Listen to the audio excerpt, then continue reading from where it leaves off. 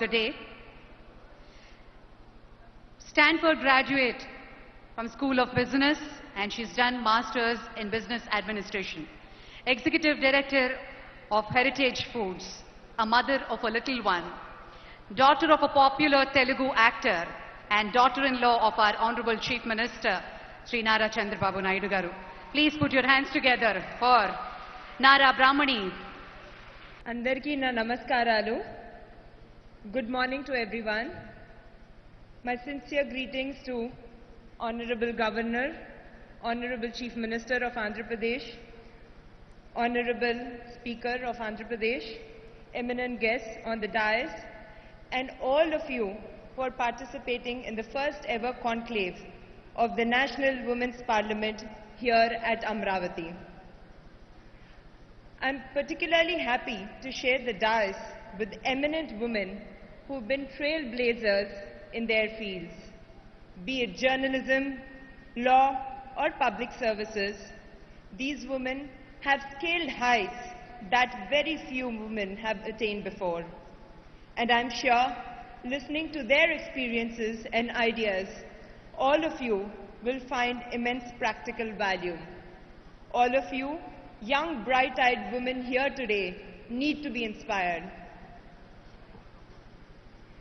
I think Justice Rohini Garu, who is the first woman Chief Justice of the Delhi High Court, and all the other Telugu women here, would actually agree with me when I say that there couldn't be a more appropriate location for this conclave than Amravati. You see, ladies and gentlemen, this area where the metropolis of Amravati is taking shape has long ago been the city of the famous emperor Satakarni. Our emperor venerated womanhood, so much so that instead of the traditional practice of taking his father's name, he actually took his mother's name. He called himself Gautami Putra Satakarni, meaning the son of Mother Gautami. This glorious tradition of giving women their fair share was continued even in modern times by one of the best-known chief ministers of our state, late Sri N.T. Ramarao Garu. During his tenure, Annagaru, as he was lovingly known, brought forth a law for the first time in the country giving equal rights to women in ancestral property. He also envisioned and established the first ever exclusive women's university called the Padmavati Mahila University. He stressed a lot on importance of education for women. Substantial presence of women in various local bodies is a direct contribution of Annagaru, who introduced reservation for women in the local bodies, another first of its kind in the country. This precedent, set by Sri NTR, has been carried forward by our Honorable Chief Minister of Andhra Pradesh.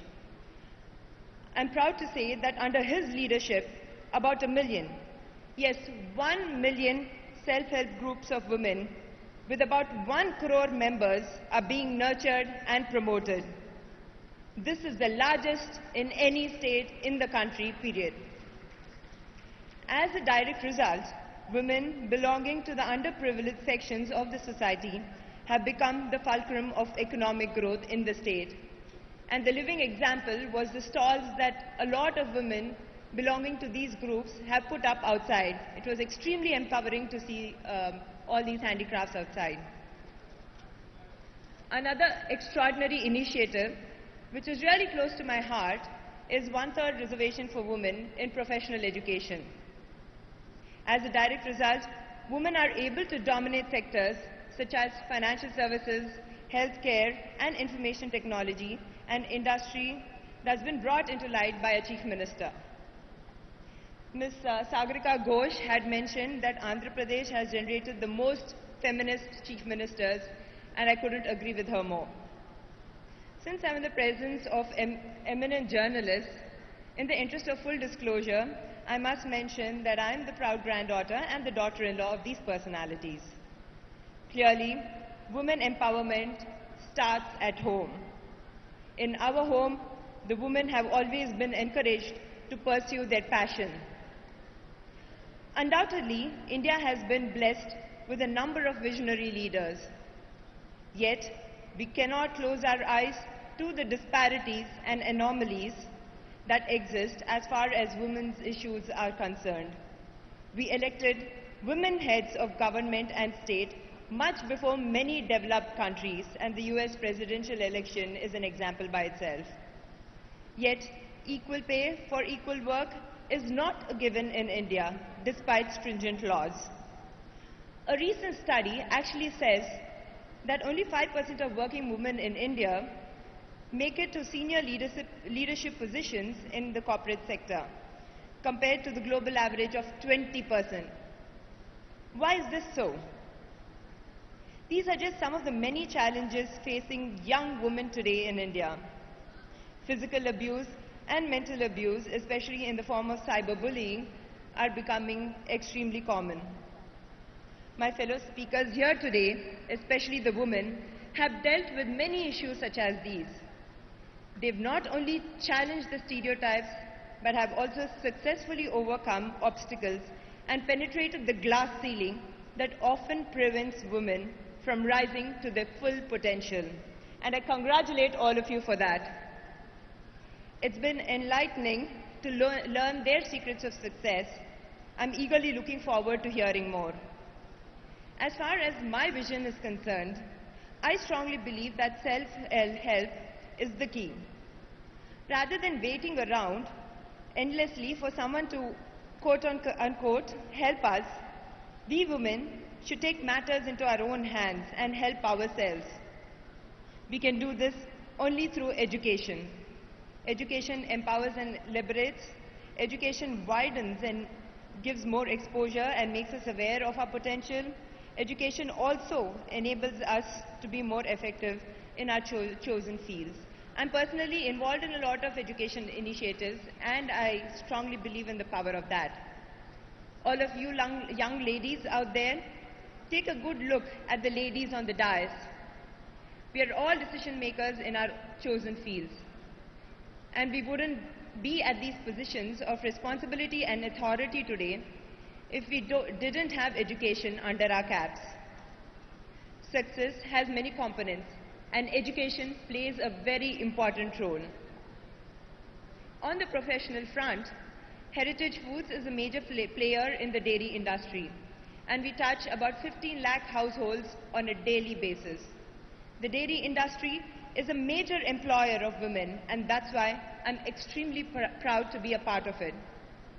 This industry enables women to generate a regular income and become earners for the family. It pushes them to become efficient time managers, as they also have to take care of their families. This enhances the status of women automatically and makes them a very critical part of decision making when it comes to their families as well as their communities. My point is that dairy industry at least provides a welcome first opportunity to women on their paths to fuller emancipation. And we in India should be encouraging various such industries that give a low-hanging fruit for women to be empowered. So to summarize, we women don't have to wait for someone to come and help us. Our time is now. So let's go out there and take it. Education is extremely important in order to take proper decisions. Time and time again, women have proven to be more successful than men in many fields. So let us work together towards social emancipation and empowerment of women.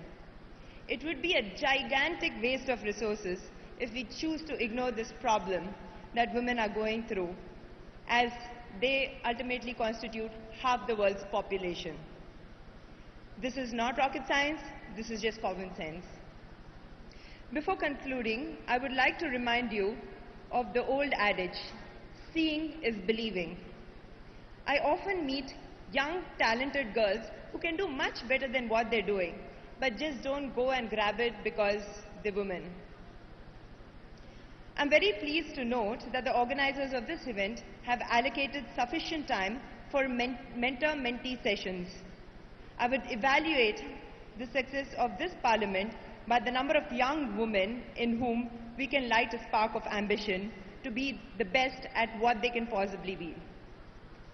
Remember, one PV Sindhu becomes a champion, a whole generation of young girls get inspired to take up sport. So all of you high achievers, please take the time to mentor young women and make them successful. The sisterhood truly needs you. I thank the organizers for giving me the opportunity and I wish the conclave all the best. ధన్యవాదములు.